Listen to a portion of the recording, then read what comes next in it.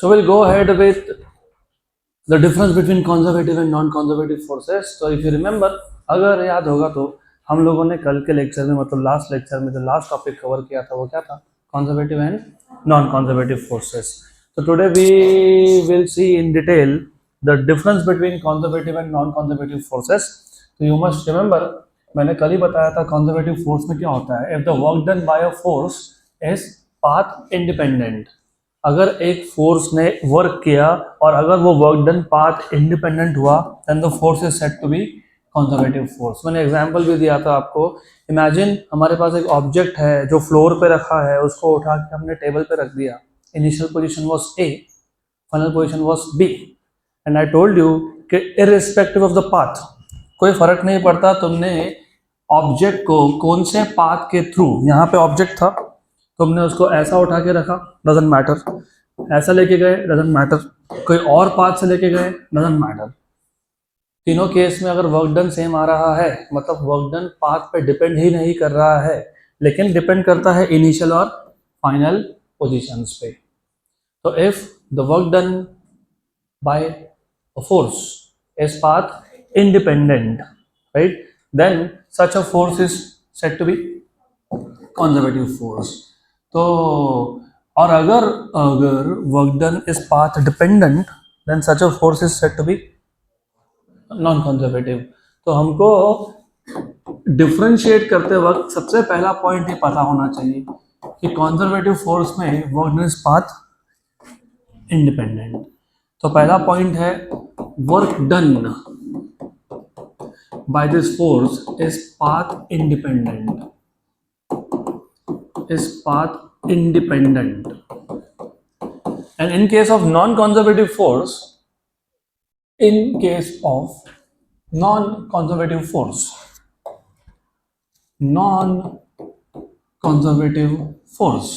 work done is path dependent. तो उस case में वर्क डन आएगा पाथ डिपेंडेंट, क्योंकि उस केस में there is loss of energy. मैं वो भी बता देता हूँ आपको with example, but you should know. तो यू मस्ट नो, यहाँ पे पाथ डिपेंडेंट होता है वर्क. एग्जाम्पल दिया था आपको मैंने. I told you for example the same table, the same object, initial position is A, final position is B. मे भी ऐसा हो सकता है कि यहाँ पे एक विस्कस फ्लूइड है, विस्कस फ्लूइड जैसे डेंस एयर हो गया. मैं अगर ऑब्जेक्ट को ए से बी लेके जाता हूँ थ्रू पाथ वन, तो ए से बी थ्रू पाथ वन लेके जाने में there is no loss of energy. जितना भी मैं वर्क डन करूँगा वो पूरा का पूरा work done will appear as change in potential energy, because you have to know now. अब इस स्टेज पे एक्सपेक्टेड होता है जब हाइट चेंज हो ऑब्जेक्ट का तो उसका कौन सा एनर्जी चेंज होता है? पोटेंशियल. और ये प्रोसेस को भी अच्छे से समझ लो. ऑब्जेक्ट अगर ग्राउंड पे है, अपने आप तो ऊपर आएगा नहीं, तो हमको उस पर वर्क करना पड़ता है. और तुम जो वर्क करते हो पहले वो वर्क कन्वर्ट होता है काइनेटिक एनर्जी में. काइनेटिक एनर्जी में कन्वर्ट नहीं होगा तो ऑब्जेक्ट मूव ही नहीं होगा. तो पहले ऑब्जेक्ट को मोशन में लाते हैं हम लोग. तो work is converted to kinetic energy and that kinetic energy is converted to potential energy. बराबर.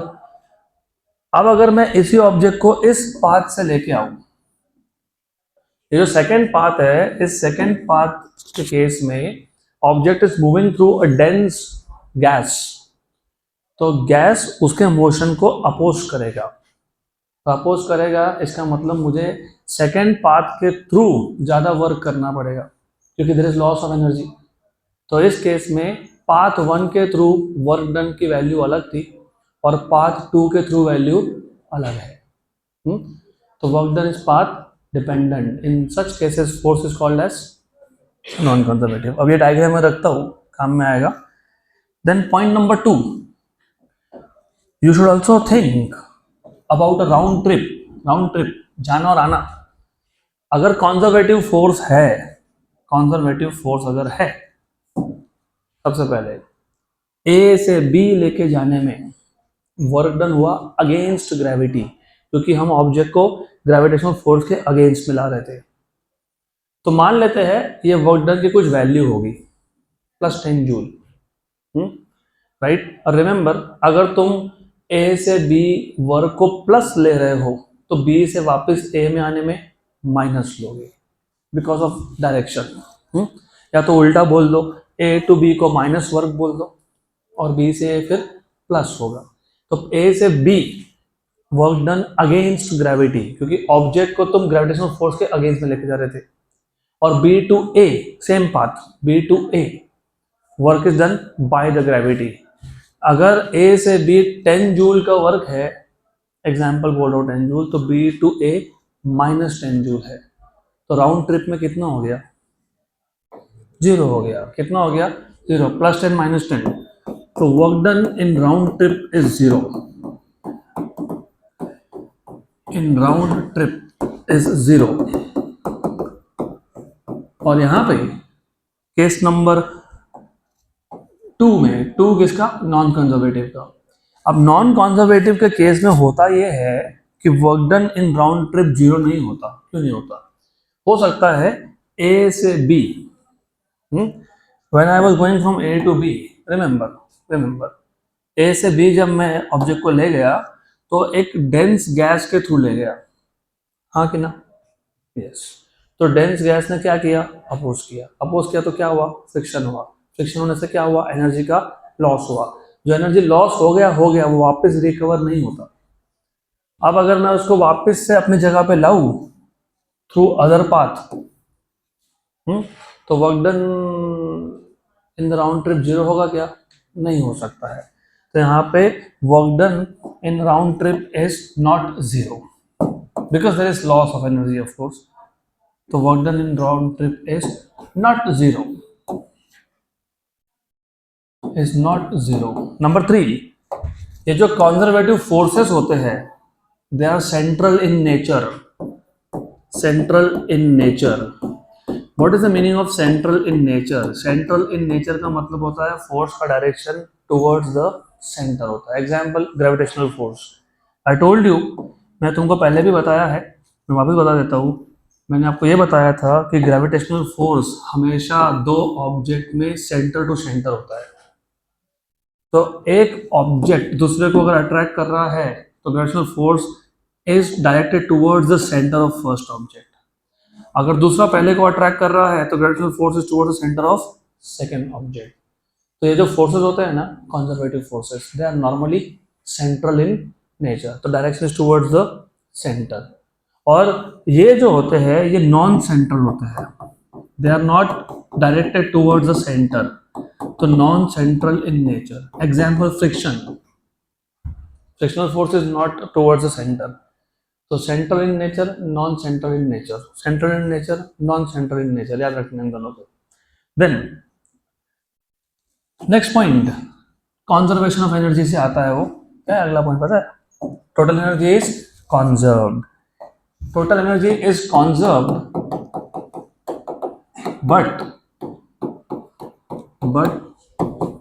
but potential and kinetic energy are interconvertible। इसका मतलब क्या? टोटल एनर्जी तो कंजर्व्ड है लेकिन काइनेटिक और पोटेंशियल एनर्जी कंजर्व नहीं है, लेकिन वो इंटरकन्वर्टिबल है। मतलब for example I just told you, एक ऑब्जेक्ट अगर ग्राउंड पे है, उस पर मैंने वर्क किया, तो वर्क किस में कन्वर्ट हुआ? Kinetic energy.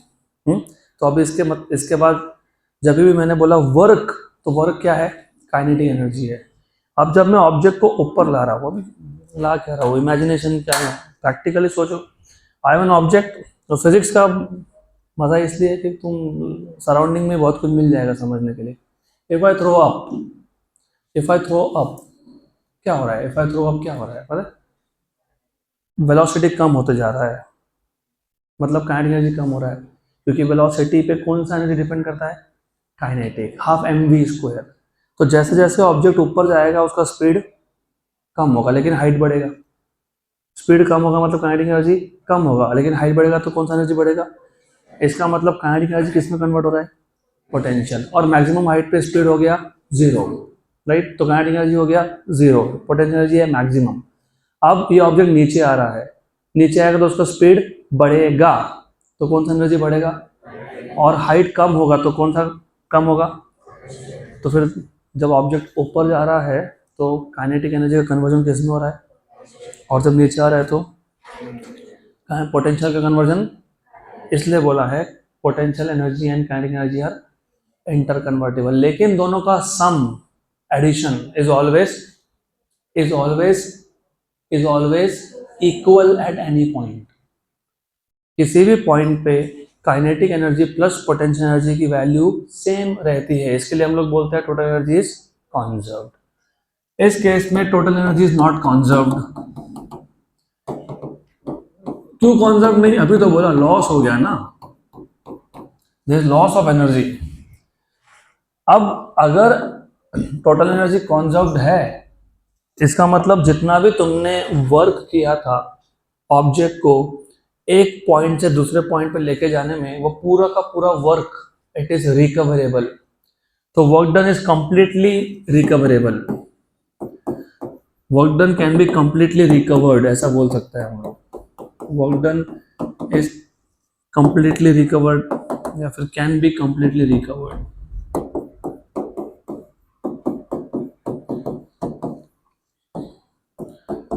यहाँ पे जो वर्क हुआ ऑब्जेक्ट को एक पॉइंट से दूसरे पॉइंट पे लेके जाने में, वो पूरा का पूरा वर्क रिकवर नहीं हो सकता। क्यों? क्योंकि एक पॉइंट से दूसरे पॉइंट पे लेके जाने में फ्रिक्शन को ओवरकम करने में क्या हो गया, लॉस हो गया। तो work done cannot be completely recovered, cannot be completely recovered. These are the 5 points of differentiation between conservative and non-conservative forces. Good. तो अब बढ़ते हैं हमारे अगले टॉपिक पे। अगला टॉपिक है work done by a variable force. Important topic है, इसके आगे से थोड़े थोड़े डेरिवेशन स्टार्ट हो जाएंगे। तो work done by a variable force, work done by a variable force. What is this work done by a variable force? तो चलो तुमको जो पता है वहां से स्टार्ट करते हैं। What is work done by a constant force? What is work done? What is general formula of work done? Force into displacement. तो we know that, what do we know? We know that work done by a constant force, F, in displacing मतलब moving, in displacing an object by distance x is given by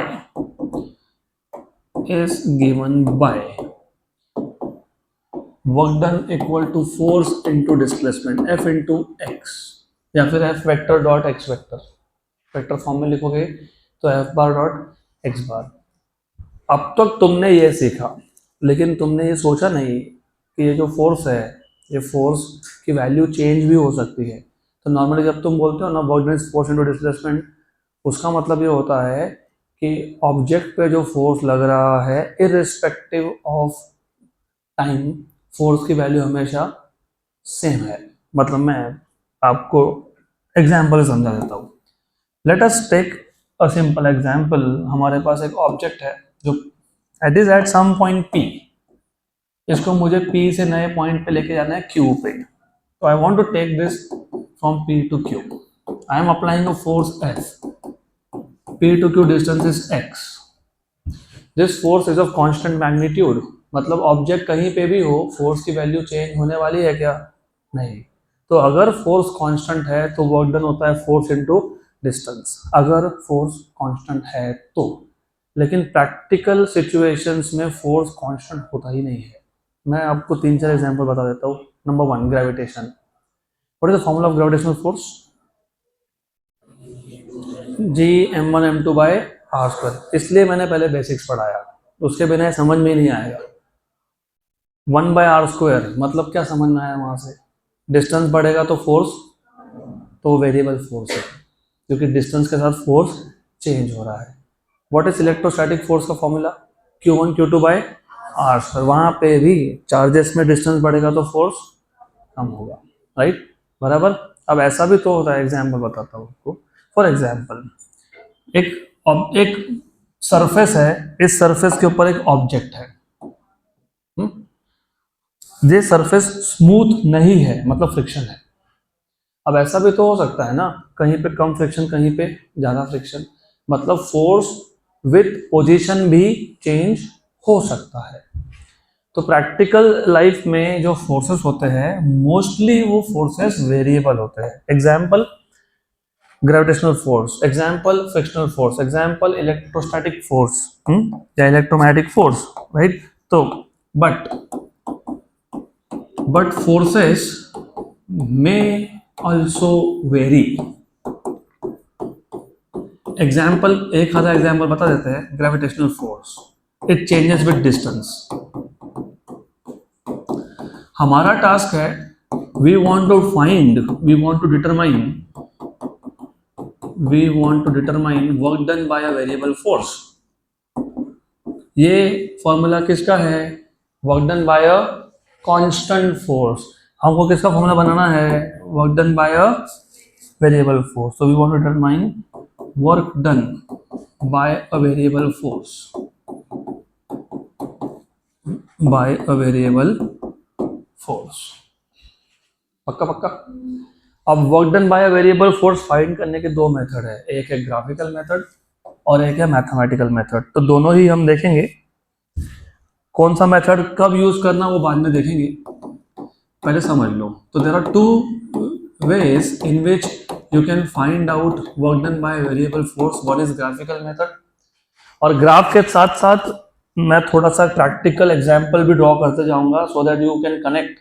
सबसे पहले graphical method मतलब graph draw करना पड़ेगा। किसका graph draw करना पड़ेगा? कौन वेरिएबल है? फोर्स। तो फोर्स वर्सेस पोजीशन। इसी को मैं यहां पे भी ड्रॉ कर देता हूं, राइट। इनिशियली ऑब्जेक्ट था पॉइंट पी पे, उसको ले जाना है पॉइंट क्यू पे। मतलब हमको ऑब्जेक्ट को पी से क्यू तक डिस्प्लेस करना है, तो इस पे एक फोर्स लगाना पड़ेगा, एफ। इसी को यहाँ पे कैसे ड्रॉ करोगे?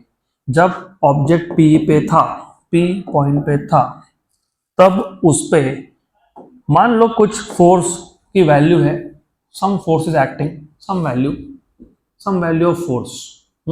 इसको मैं बोलता हूँ, I can call this as any point. तो कुछ वैल्यू है फोर्स की, पी पॉइंट है। रिमेंबर कौन सा फोर्स है? Variable. What is the meaning of variable force? Changing force, value is changing. इसको बिल्कुल भूलना नहीं। इसका मतलब पी पॉइंट पे जो फोर्स था वो फोर्स चेंज हो रहा है, मतलब ऑब्जेक्ट जैसे जैसे आगे जा रहा है फोर्स की वैल्यू वैसे वैसे कम या ज्यादा चेंज हो रही है। ज्यादा भी हो सकती है, कम भी हो सकती है। I will temporary take increasing values, बराबर। अगर कांस्टेंट होता तो क्या करते? ग्राफ स्ट्रेट आता। वेरी गुड, सही है। चलो वहीं से स्टार्ट करते, because you just said it.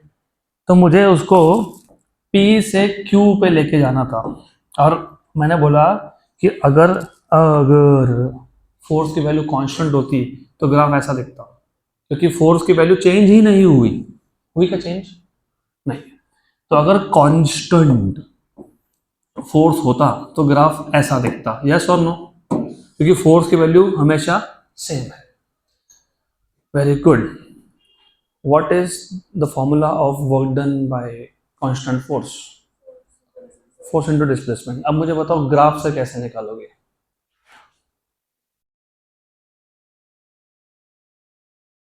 भूल गए?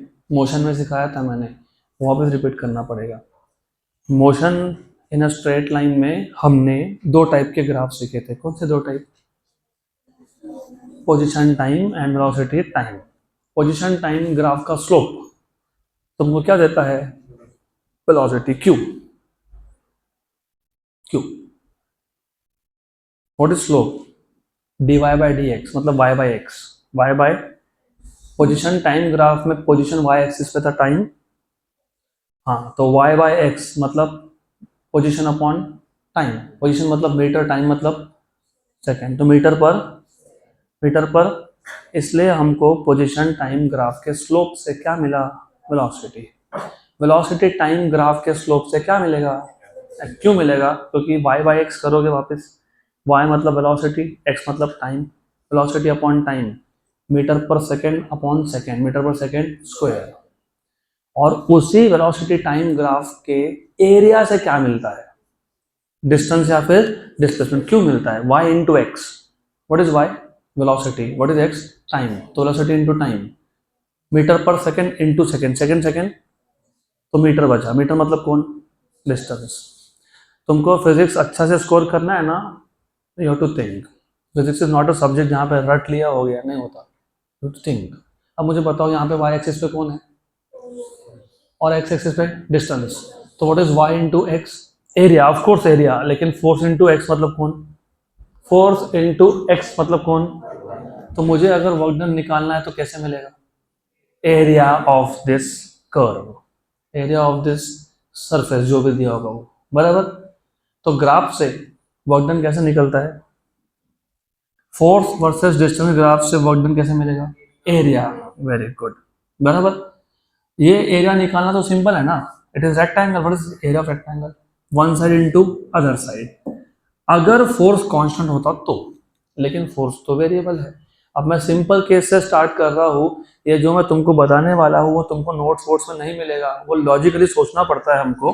प्रॉब्लम क्या है, प्रॉब्लम ये है कि जो फोर्स है वो चेंज हो रहा है। अब फोर्स मान लेते हैं बढ़ रहा है, और मान लेते हैं लीनियरली बढ़ रहा है। मैथमेटिक्स में लीनियर वर्ड का इंपॉर्टेंस बहुत ज़्यादा है। लीनियरली बढ़ना मतलब हर एक मीटर में फोर्स की वैल्यू सेम अमाउंट से चेंज होना। एग्जाम्पल, जब डिस्टेंस 0 था फोर्स 0 था, ऐसा मान लो।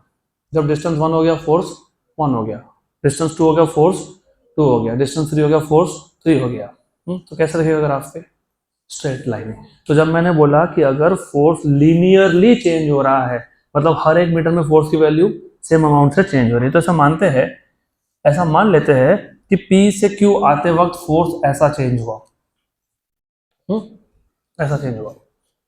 P पॉइंट पे फोर्स की कुछ वैल्यू थी, Q पॉइंट तक आते आते बढ़ गई, और कैसे बढ़ी, लीनियरली बढ़ी। कैसे बढ़ी, लीनियरली बढ़ी। अब बताओ what is work done,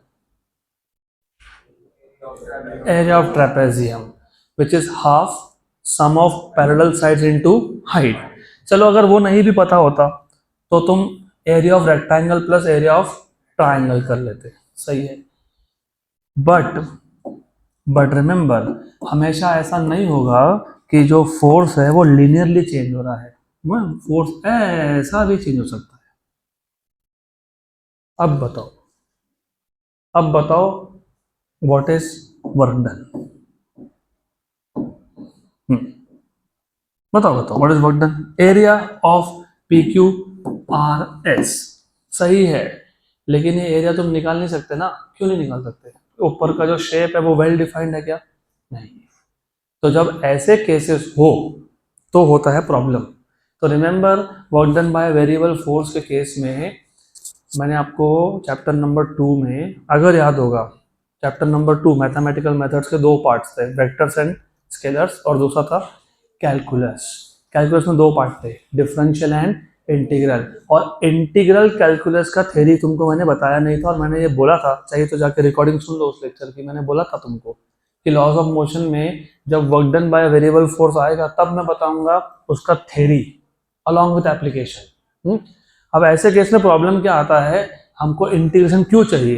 problem यह है कि मैं P से Q तक डायरेक्टली वर्क डन की वैल्यू फाइंड कर ही नहीं सकता बिकॉज ऑफ दिस शेप। इस टाइप के फंक्शन को हम लोग बोलते हैं नॉट वेल डिफाइंड, क्योंकि हमको इसका फंक्शन फॉर्म ही नहीं पता। स्ट्रेट लाइन होता तो बोलता मैं y equals to mx, parabola होता तो बोलता मैं y इक्वल्स टू 4ax², पर ये तो शेप हमको पता ही नहीं, तो क्या करेंगे फिर ऐसे केस में हम P से Q डायरेक्टली वर्क डन की वैल्यू फाइंड कर ही नहीं सकते। तो हम क्या करते हैं, हम बोलते हैं तो एक काम करो, P से Q ये ऑब्जेक्ट मूव हो रहा था, बीच में कोई एक पॉइंट आया होगा A, बीच में कोई एक पॉइंट आया होगा, some point, you can take it anywhere you want. तो एक पॉइंट आया बीच में A, this is a point. Right. जब ऑब्जेक्ट ए पॉइंट पे है तब उस पर कुछ एक फोर्स लग रहा है और फोर्स की वैल्यू तुम यहाँ से फाइंड कर सकते हो। तो ये जो वैल्यू होगी ये किसकी वैल्यू होगी?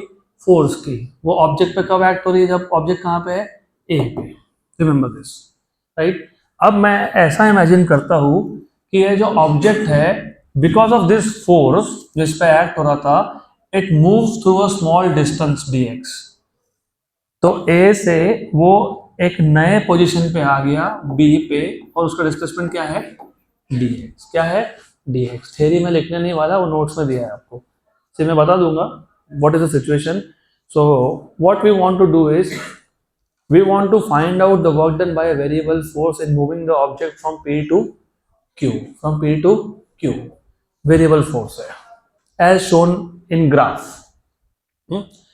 इमेजिन, अब ये भी नेचुरल सी चीज है, बहुत लॉजिकल है।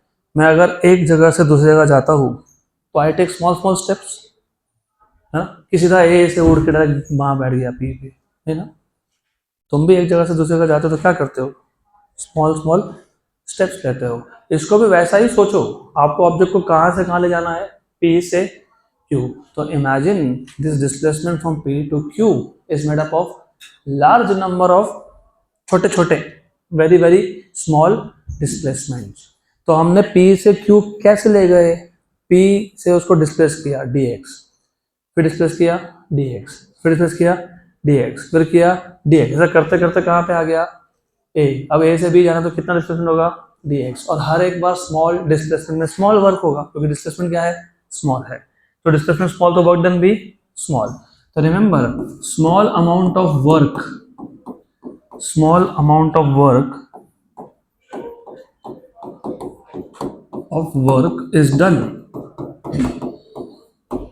is done in moving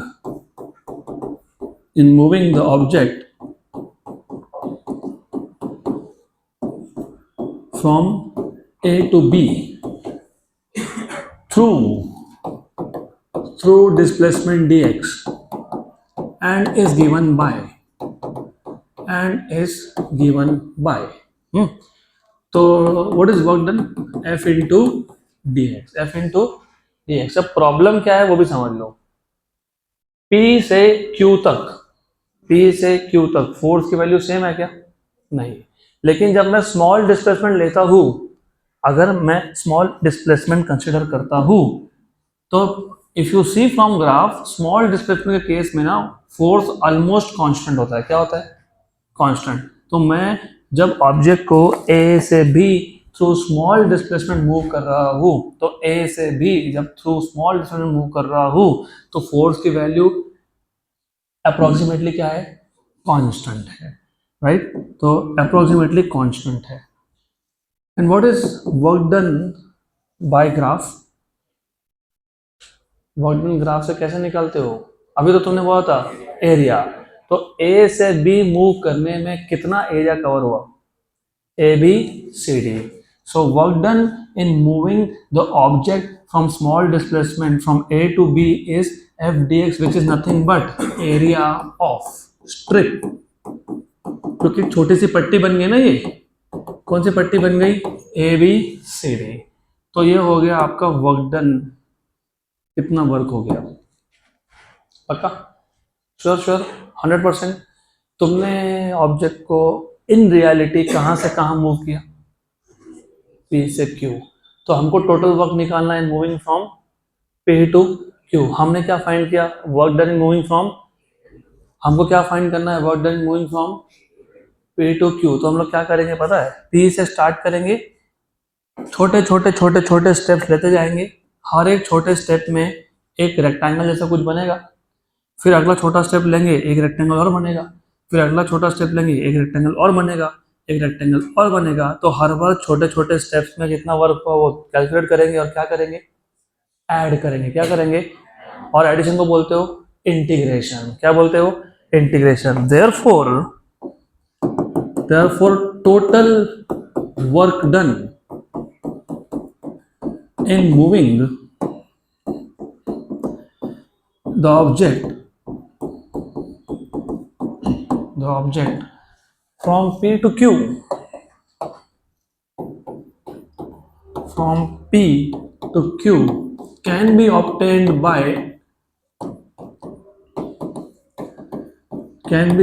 by integration. So therefore work done is integration dw. क्यों? हर बार छोटे स्टेप में कितना वर्क हुआ? dw. फिर अगले स्टेप में कितना हुआ? dw. फिर कितना हुआ? dw. फिर कितना हुआ? dw. तो ऐड किसको कर रहे हो? तो इंटीग्रेट किसको कर रहे हो? dw. कहां से? P पॉइंट से Q पॉइंट तक. तो अगर मैं P से Q देखूं तो कितना एरिया कवर हो गया? P Q R S, which is basically area of P Q R S. और ये dw क्या था? क्या था dw? F dx. क्या था ये? F dx. बराबर? पक्का? Sure sure. लेकिन रिमेंबर, जैसे तुमने यहाँ पे dx लिख दिया ना, जैसे तुमने dx लिखा तो P पॉइंट पे x की कुछ वैल्यू होगी. कितनी होगी? x1. और Q पे क्या होगी? x2. तो जैसे तुमने यहाँ पे dx लिखा ना, यहाँ पे P2 नहीं लिखते, यहाँ पे x1 to x2 लिखते हैं, x1 से x2 तक. हो गया? Good. Done. This is work done by variable force. Simple. मैं वापस से एक बार कॉन्सेप्ट समझा देता हूँ. Concept is very easy. कुछ लिखूंगा नहीं, यू हैव टू इमेजिन. हमको ये पता है कि P से Q तक अगर हम ऑब्जेक्ट को डिस्प्लेस कर रहे हैं with the help of a constant force, तो work done is given by F into x, where x is the distance between P and Q, right. और अगर ग्राफ से निकालना हो तो that is area of rectangle, क्योंकि उस case में फोर्स कांस्टेंट था तो क्या बनता है? रेक्टेंगल बनता है. लेकिन जब फोर्स वेरिएबल हो, मतलब फोर्स हर एक पोजीशन पे चेंज हो रहा है, तो इस केस में हम डायरेक्टली वर्क डन नहीं निकाल सकते. तो हम लोग क्या करते हैं? हम लोग P से Q डिस्प्लेसमेंट को छोटे छोटे छोटे छोटे स्टेप्स में इमेजिन करते हैं. फिर हम बोलते हैं कि चलो A से B पे गया थ्रू स्मॉल डिस्प्लेसमेंट dx. तो स्मॉल डिस्प्लेसमेंट कितना वर्क हुआ? dw. और dw ग्राफ से क्या आएगा? Area of the strip. पतली सी पट्टी बनेगी वो, ABCD, स्मॉल स्ट्रिप ABCD. फिर ये तो कैलकुलेट कर सकता हूँ ना मैं, क्योंकि it looks like a rectangle. अब मुझे टोटल वर्क चाहिए, तो हम लोग टोटल वर्क के लिए क्या करेंगे? हर बार small small small small displacement करेंगे. तो हर स्मॉल डिस्प्लेसमेंट वर्क भी क्या हुआ? स्मॉल. तो हर बार dw dw dw, तो इन सारे dw को क्या कर लिया? इंटीग्रेट. और क्या मिल गया हमको? Total work done, which is area P Q R S. अब एग्जैक्टली इसको सॉल्व कैसे करना, वो क्वेश्चन जब आएगा तब सीखोगे. आएगा, है, क्वेश्चंस है आपके सिलेबस में है, तो हम देखेंगे. और वो PYQs भी है, तो तभी भी देखेंगे. ये था पहला method. Then you have second method, mathematical method. अब मैथमेटिकल मेथड में और ग्राफिकल मेथड में ज्यादा डिफरेंस नहीं है.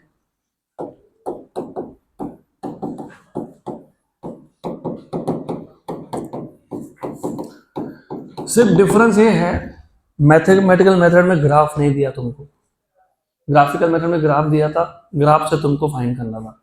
मैथमेटिकल मेथड में तुमको फोर्स का वेक्टर फॉर्म दिया है. क्या दिया है?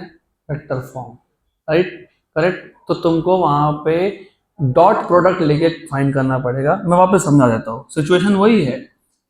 We want to find out the work done by a variable force in moving an object from point P to point Q. We want to find out the work done by a variable force in moving an object from point P to point Q. Right? Imagine A is some intermediate point. मतलब रास्ते में एक point है कोई A. When the object is at A, a force F bar acts on it. Because of this force F bar, the object is displaced by a small displacement dx bar from A to B. The work done in moving from A to B is given by F bar dot dx bar. So the total work done in moving the object from P to Q can be obtained by integration. तो आ गया integration from P to Q. What is dw? F bar dot dx bar, p पे position vector क्या था x1 और q पे क्या है, खत्म, डन।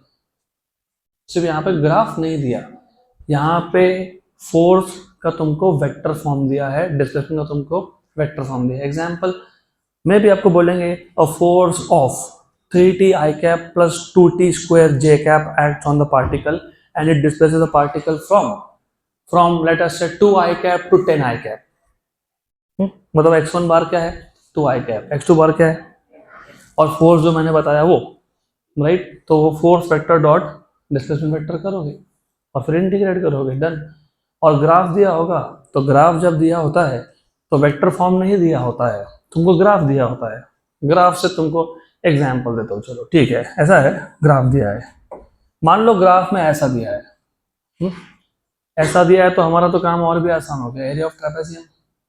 या फिर कम से कम तुमको इक्वेशन ऑफ स्ट्रेट लाइन तो पता ही है ना, y equals to mx plus c। तो तुमको y मतलब कौन है यहाँ पे, y कौन है, f equals to mx, m क्या होता है स्लोप, मान लो स्लोप इज 2x प्लस 1, मान लो ऐसा। तो तुमको फोर्स का फॉर्म मिल गया क्या, मिल गया, वो यहाँ पे सब्स्टिट्यूट करोगे और क्या करोगे, इंटीग्रेट करोगे, गुड। तो that is the basic difference. Mathematical method में तुमको फोर्स का वेक्टर फॉर्म दिया होता है और ग्राफिकल फॉर्म में या तो फोर्स का फंक्शनल फॉर्म दिया है, F equal to 2x plus 1, F equal to 3x square plus 2x plus 1, ऐसा कुछ दिया होगा, good. Next topic is work energy theorem. ऐसा है क्या कुछ, है ना, हाँ, वर्क एनर्जी थ्योरम भी बोलते हो, वर्क एनर्जी प्रिंसिपल भी बोलते हो, whatever it is, work energy theorem. ये भी कुछ डिफिकल्ट नहीं है, इट इज वेरी सिंपल। चलो ठीक है, सिंपल तो बताता हूँ कि वाई इट इज सिंपल, तुम ही आंसर दे दोगे मेरे को। मेरे पास एक ऑब्जेक्ट था, ऑब्जेक्ट था, good good good good good, मान लो ये रेस्ट पे है, इस पे, रेस्ट पे, किस पे है, तो इसका काइनेटिक एनर्जी कितना है, 0। अब इस पे मैंने एक फोर्स लगा दिया, फोर्स ने क्या किया, वर्क किया, क्या किया, वर्क किया, और work is energy which can neither be created और बी डिस्ट्रॉयड। जैसे ही मैंने ऑब्जेक्ट पे फोर्स लगाया, क्या हुआ, काइनेटिक एनर्जी क्या हुआ, इंक्रीज हुआ, राइट, राइट, होना भी चाहिए था, क्यों, क्योंकि work is energy which can neither be created. तो तुमने जो इस पे वर्क लगाया वो कहाँ गया, वो कन्वर्ट हो गया in the form of, that is work energy theorem. देखो पहला स्टेटमेंट क्या लिखा है उसमें, according to work energy principle या theorem the work done on the body appears as change in kinetic energy of the body. Simple simple simple, और हम prove भी करने वाले हैं उसको। So according to work energy theorem या फिर work energy principle, work energy principle, the work done on an object या on a body appears as change in kinetic energy of the body, kinetic energy of the body of the object, right। अब change क्यों बोला, increasing या decreasing क्यों नहीं बोला, उसका reason है। अच्छा एक बात बताओ, इमेजिन एक ऑब्जेक्ट पहले से ही मूविंग था अलोंग एक्स एक्सिस, मतलब अलोंग आई कैप, मैंने फोर्स भी लगा दिया अलोंग आई कैप। मैं वापस रिपीट करता हूँ, एक ऑब्जेक्ट था which was already moving along x axis, मतलब कौन सा कैप, मान लेते हैं उसका स्पीड है 2 मीटर पर सेकेंड, क्या है। अब मैंने एक फोर्स लगा दिया अलोंग द सेम डायरेक्शन, तो स्पीड बढ़ेगा कि कम होगा, बढ़ेगा। तो अगर if the external force is applied in the direction of motion then the work done appears as increase in kinetic energy. उल्टा सोचो, एक ऑब्जेक्ट मूव हो रहा था विद स्पीड ऑफ 5 मीटर पर second along x axis i cap, मैंने force लगा दिया अलोंग माइनस आई कैप, क्या होगा, स्पीड क्या होगा, कम होगा। तो in this case if the external force is applied opposite to direction of motion, then the work done appears as decrease in kinetic energy. तो increase भी हो सकता है, और इसलिए मैंने क्या लिखा है यहाँ पे, चेंज. तो डिपेंड करेगा डायरेक्शन ऑफ फोर्स पे. तो it depends on direction of force. So if the external force is applied in the direction of motion,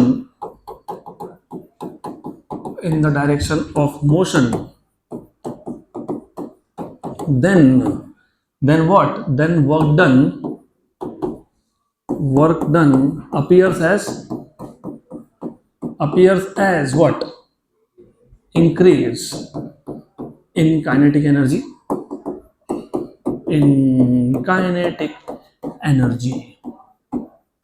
Right? And if the external force is applied opposite to the direction of motion, opposite to the direction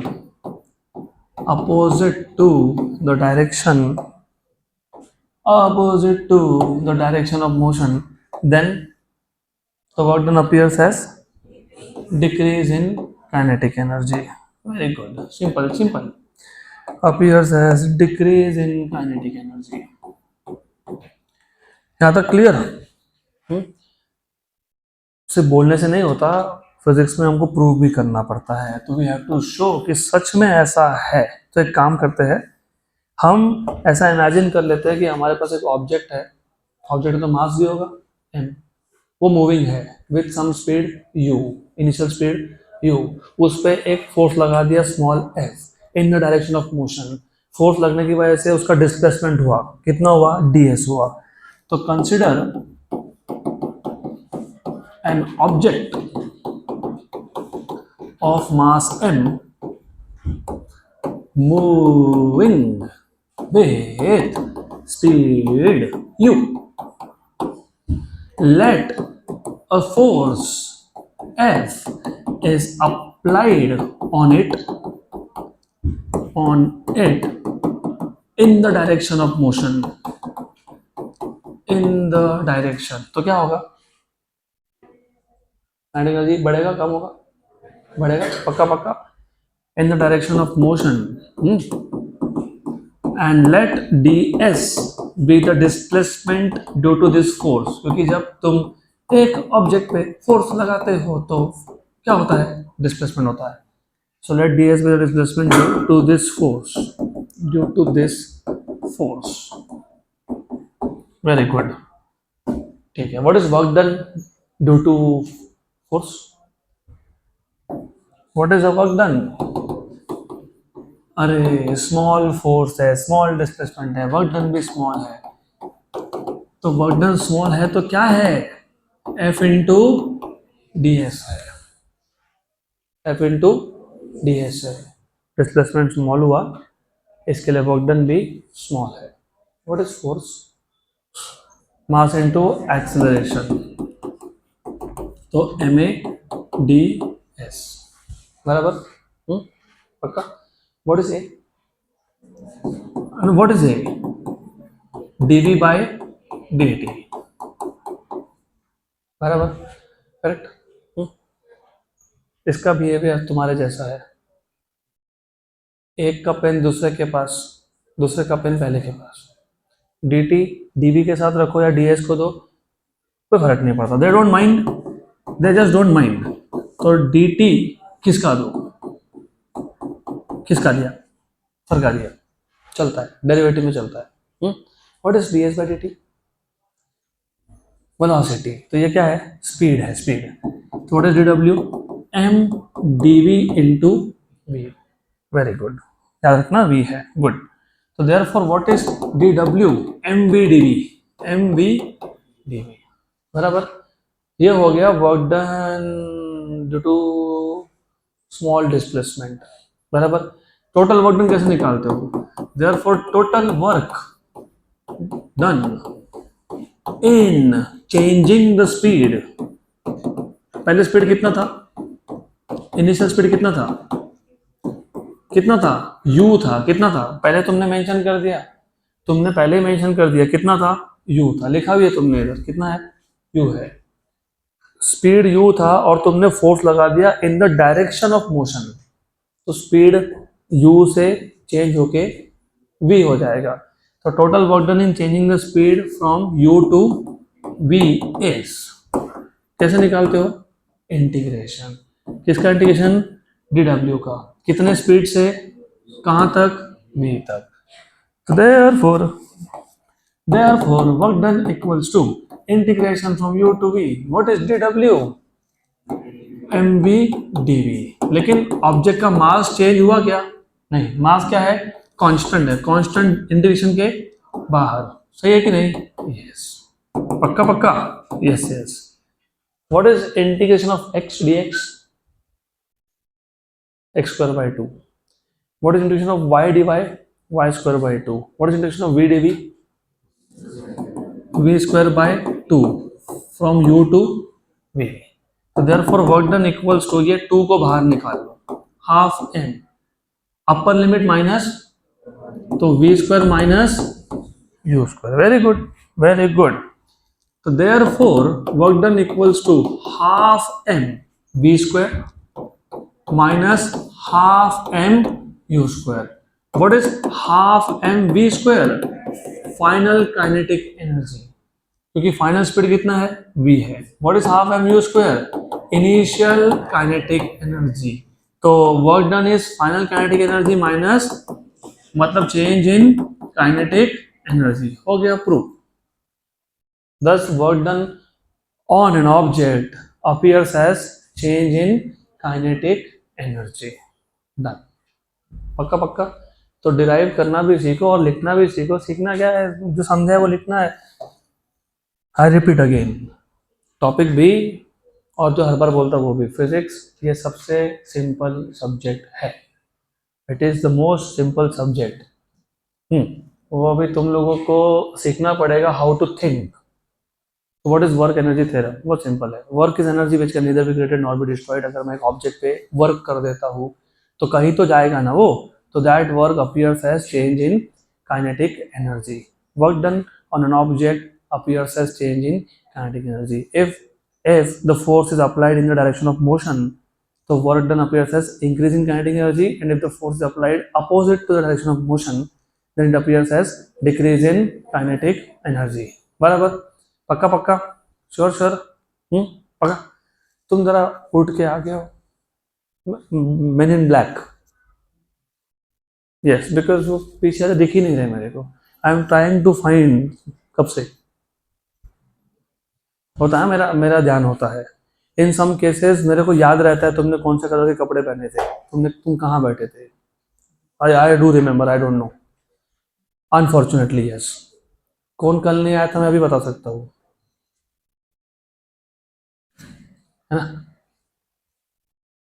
last तो नहीं थे ना आप कल, हाँ नहीं थे, good good, या anyways coming back to the point, अब हमको ये प्रूव भी करना पड़ेगा, तो हमने क्या किया, एक ऑब्जेक्ट ले लिया, उसका मास है m, वो मूव हो रहा है विद स्पीड u, उस पर एक फोर्स लगा दिया F, उस फोर्स का डिस्प्लेसमेंट हो गया ds, तो वर्क डन हुआ, स्मॉल वर्क डन हुआ dw equal to F d s, what is F, ma, तो ma ds, लेकिन a क्या होता है, dv बाई dt, ये dv बाई dt का dt ds को दे दिया, तो ds बाई dt हो गया v, तो you have mv dv, this is small amount of work done in changing the speed by small value dv, क्योंकि displacement में स्पीड भी तो चेंज हुआ ना, ऑब्जेक्ट थोड़ा डिस्प्लेस हो तो स्पीड भी चेंज हुआ, हमको फाइंड करना है what is total amount of work done which can be obtained by integration, तो integration from u to v dv dw, what is dw, mv dv, तो you are here, m constant बाहर, what is integration v dv, v square by 2 बाहर क्योंकि constant है, upper limit minus lower limit, तो you have half M V square minus half M U square, final kinetic energy minus initial kinetic energy, done, good. अब अगला topic है collisions का, लेकिन उससे पहले, कोलिजन्स के से पहले हमको पता होना चाहिए something called as conservation of linear momentum. तो principle of conservation of linear momentum, actually अगला टॉपिक कोलिजन्स ही है, लेकिन इसके बिना वो नहीं समझेगा, इसलिए पहले ये पता होना चाहिए principal of conservation of linear momentum. Conservation का सिंपल मतलब है कांस्टेंट रहना बस। तो कौन कांस्टेंट है? Linear momentum. कब कांस्टेंट है वो समझते हैं। What is Newton second law of motion? चलो स्टार्ट करना पड़ेगा। What is Newton first law of motion? An object remains in the state of rest or in a state of uniform motion unless it is acted upon by external unbalanced force। Simple भाषा में, जब तक एक object पे external unbalance force नहीं लगता उसका state change नहीं होता। स्टेट चेंज नहीं होना मतलब उसका वेलोसिटी चेंज नहीं होना, मतलब उसका मोमेंटम चेंज नहीं होना। और अगर एक ऑब्जेक्ट पे एक्सटर्नल अनबैलेंस फोर्स लग गया तो क्या होगा? स्टेट चेंज होगा। मतलब क्या चेंज होगा? वेलोसिटी चेंज होगा। मतलब क्या चेंज होगा? मोमेंटम चेंज होगा। तो according to Newton second law, force is nothing but dp by dt। Rate of change of linear momentum is directly proportional to external applied force and the change takes place in the direction of the applied force। अब मान लो system पे, अब मैं system क्यों बोल रहा हूँ उसका भी रीजन है। हो सकता है तुम्हारे पास एक ही ऑब्जेक्ट है, हो सकता है तुम्हारे पास दो ऑब्जेक्ट है। तो एक सिस्टम में कितने ऑब्जेक्ट है? दो। हो सकता है तीन ऑब्जेक्ट है। तो योर सिस्टम में हाउ मेनी ऑब्जेक्ट? थ्री। तो जब तुम सिस्टम वर्ड यूज करते हो तो सिंगल ऑब्जेक्ट रहा या ज्यादा ऑब्जेक्ट रहा, सभी कवर हो गए उसके अंदर। तो अगर सिस्टम पे if the external force acting on the system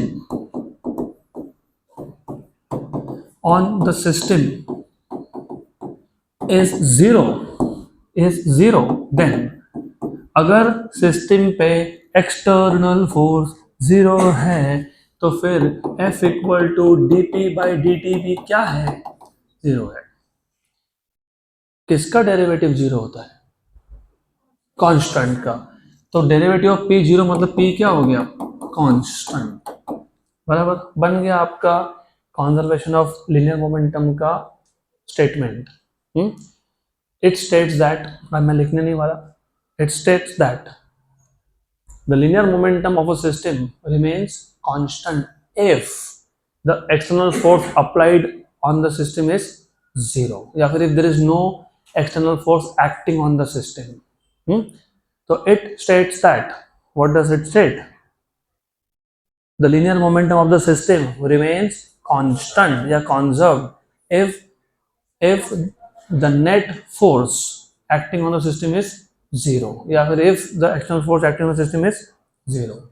तो अगर लॉजिकल भी है ना, अगर एक सिस्टम पे फोर्स लग ही नहीं रहा तो उसका स्टेट चेंज होगा क्या? नहीं। उसका वेलोसिटी चेंज होगा क्या? नहीं। उसका मोमेंटम चेंज होगा क्या? नहीं। तो मोमेंटम चेंज नहीं होगा तो क्या रहेगा? हाँ, तो फिर वही तो बोला है, वही बोला है ना, पक्का। गुड। अब ये तुमको पता होना जरूरी था, only specifically to study collisions. Collisions. अब देखो यहां से थोड़ा सा और be little careful. As far as your CBSE मतलब NCERT syllabus is concern, laws of motion में कोलिजन का थ्योरी नहीं है। वो थ्योरी है दूसरे चैप्टर में जिसका नाम है work, power, energy and collisions. लेकिन आपके महाराष्ट्र स्टेट बोर्ड के सिलेबस में कोलिजन लॉज ऑफ मोशन में इंक्लूड किया है, वर्क एनर्जी थ्योरम भी लॉज ऑफ मोशन में इंक्लूड किया है।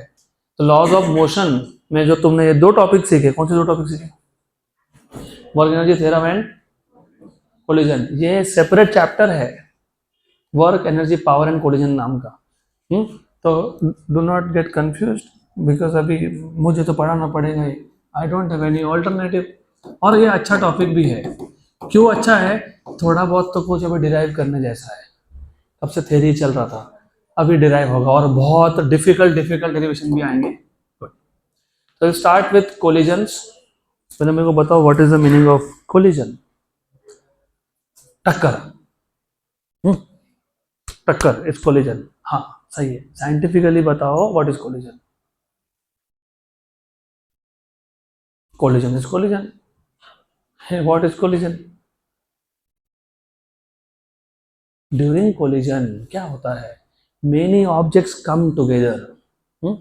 तुमको तो पता होना चाहिए, ऑन माई लेफ्ट। यही तो दिक्कत है, your generation. I am not very old but I am also not your generation. तुम लोग सारा दिन मोबाइल में घुसे रहते हो।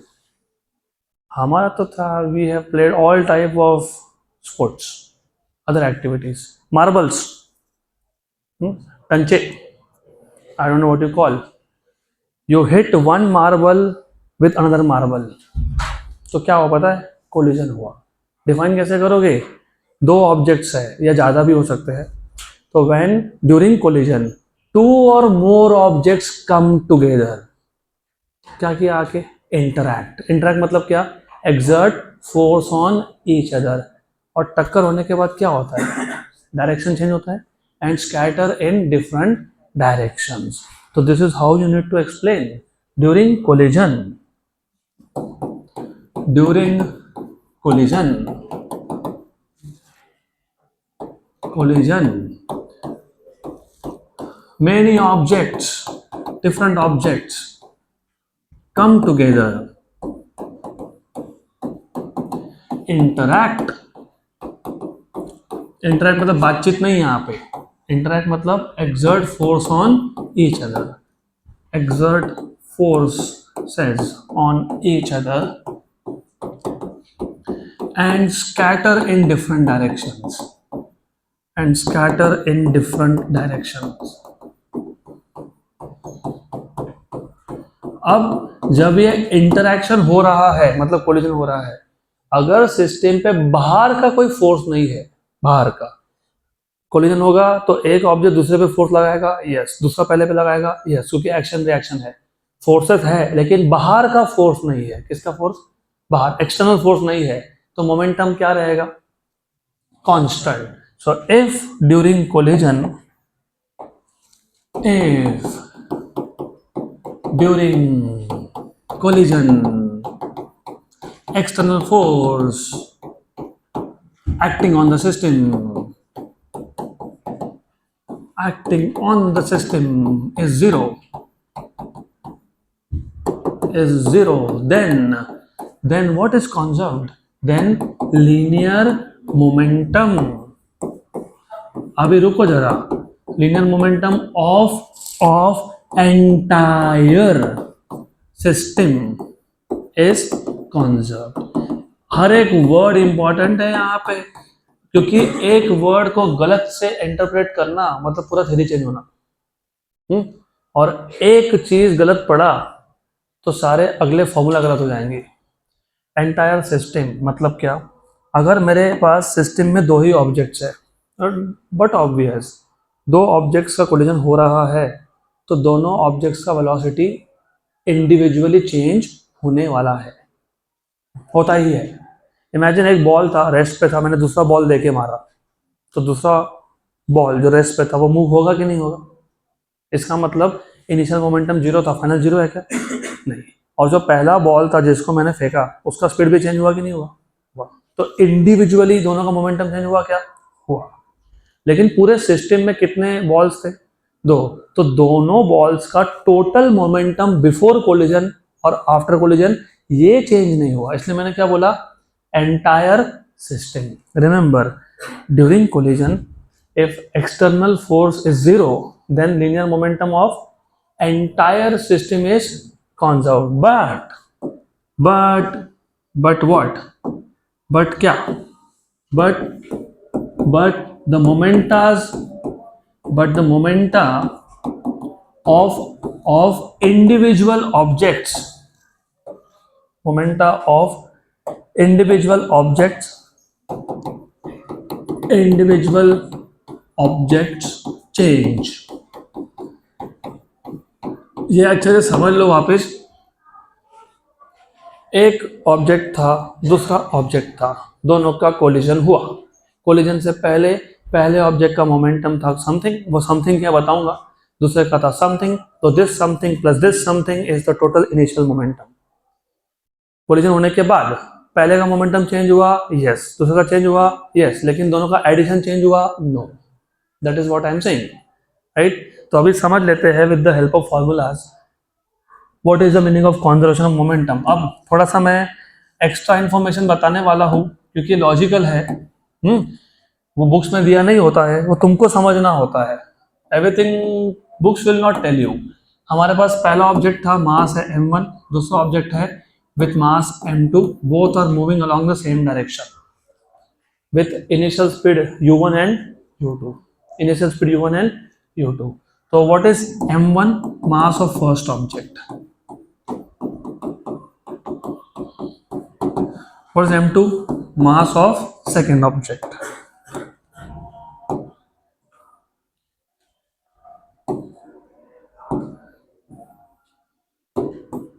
mass of second object, good। what is u1, what is u1, initial velocity या initial speed of first object। what is u2, initial velocity of second object, initial velocity of second object। Good. अब तुम खुद logically सोचो, मैं जा रहा था, मुझे आगे मेरा दोस्त देखा, मुझे उससे बात करनी है, ऑफ कोर्स वो भी उस डायरेक्शन में जा रहा है, मैं भी, तो क्या कंडीशन होनी चाहिए जाके मैं उससे बात कर सकूं, u1 is greater than u2, खत्म। पहले को दूसरे के साथ इंटरैक्ट करना है, पहला दूसरे को फॉलो कर रहा है, तो पहले का स्पीड ज़्यादा होगा, दूसरे का कम होगा, तब जाके डिस्टेंस कम होगा और एक स्टेज पे कोलिजन होगा। उल्टा हुआ तो डिस्टेंस बढ़ते जाएगा, बॉलीवुड की भाषा में दूरियां बढ़ते जाएगी। तो दूरियां मत बढ़ाओ, कोलिजन करो तो अगला कुछ इक्वेशन डिराइव होगा, इतना ही होगा। और कोलिजन के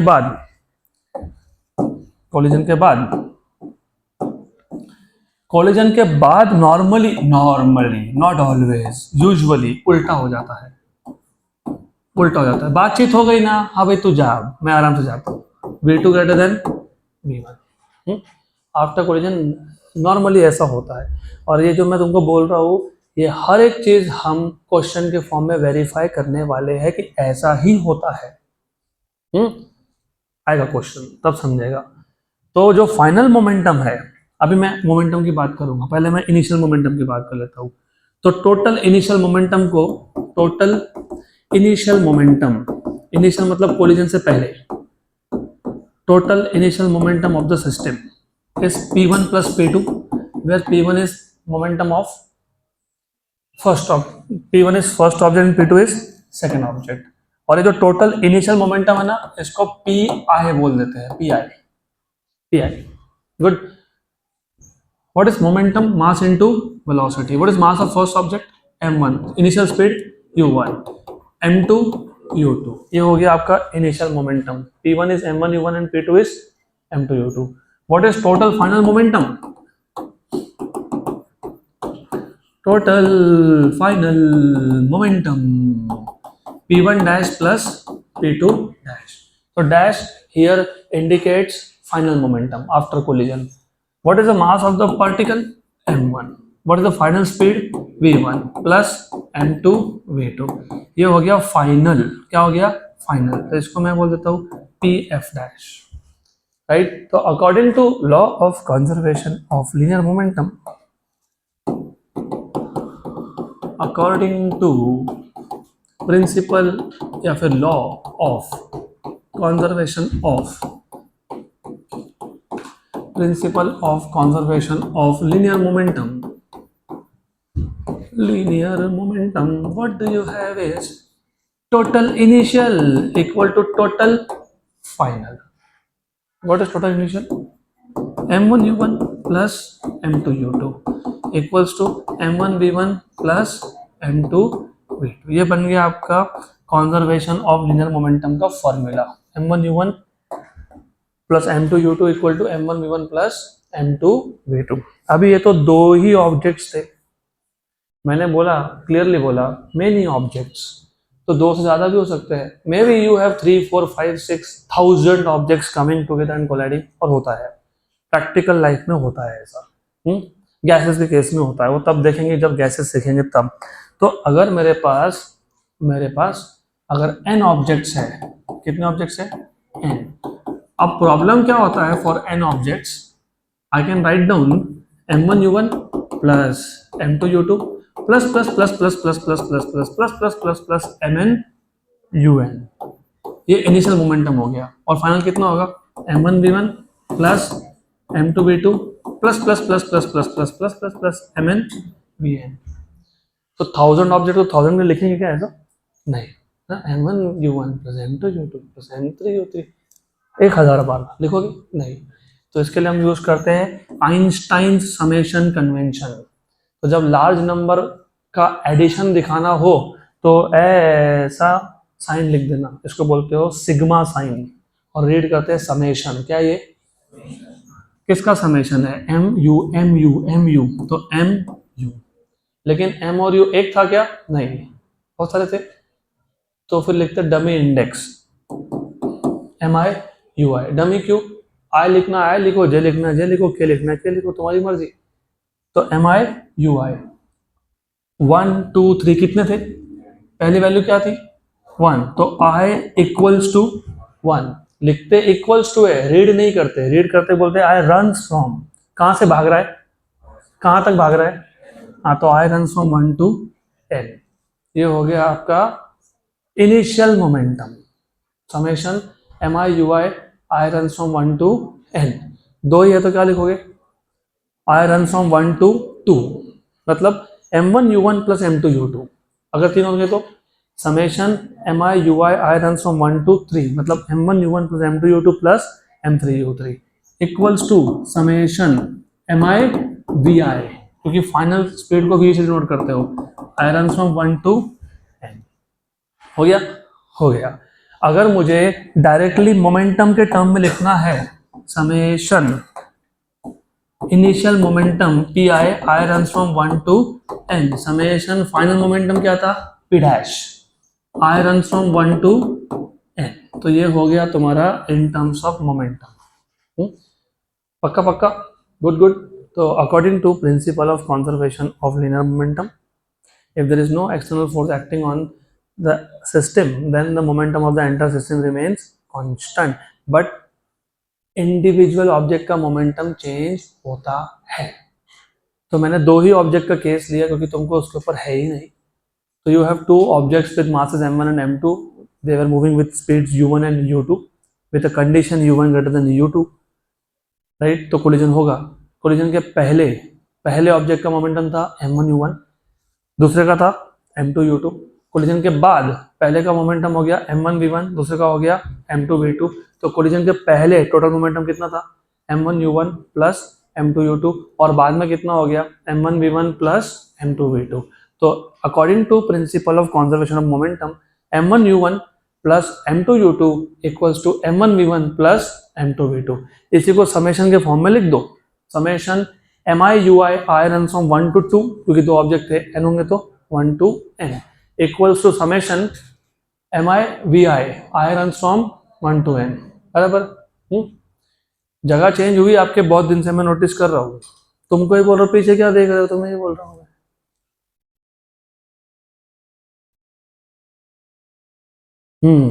अभी समझे।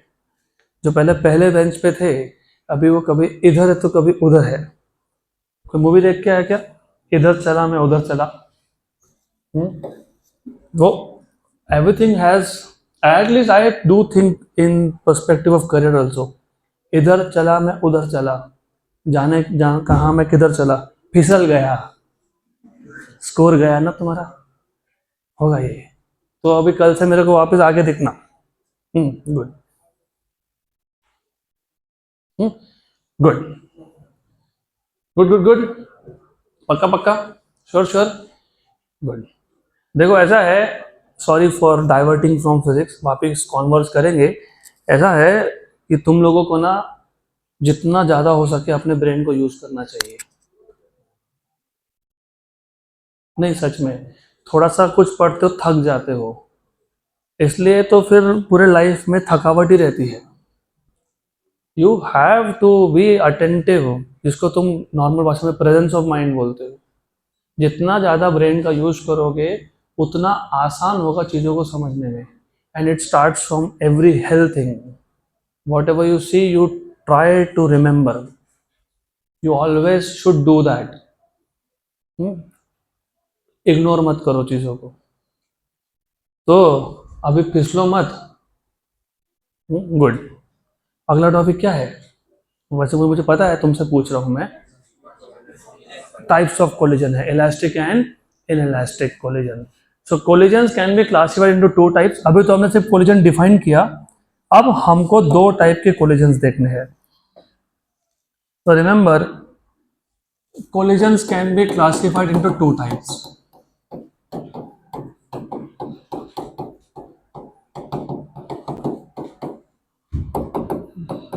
into two types.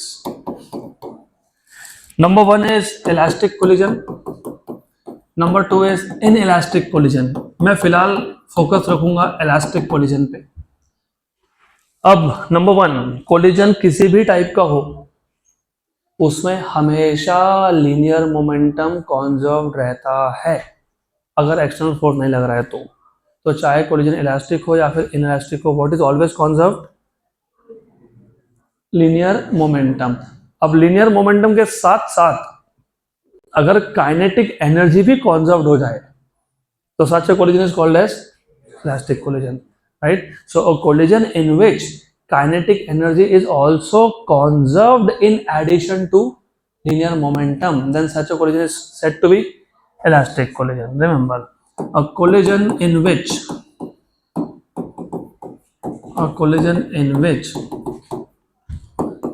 kinetic energy of the system, of the entire system, independently नहीं, individually नहीं, a collision in which kinetic energy of the system is also conserved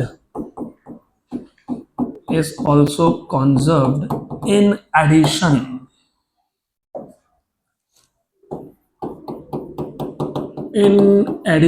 to what? In addition to what? What is already conserved? Linear momentum. So in addition to linear momentum, then such a collision is said to be elastic collision. Such a collision is said to be elastic collision. तो ठीक है, इसका भी formula बना लेते हैं। वही सब वही है। m1 is the mass of first object, m2 is the mass of second object, u1 is the speed of first object before collision, u2 is the speed of second object before collision, v1 is the speed of first object after collision, and v2 is the speed of second object after collision. तो total initial kinetic energy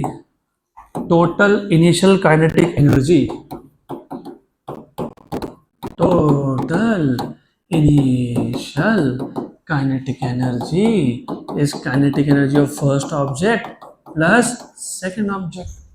इसको मैं बोल देता हूँ K E initial. What is kinetic energy? Half M V square, तो half m1 u1 square plus half m2 u2 square. बराबर?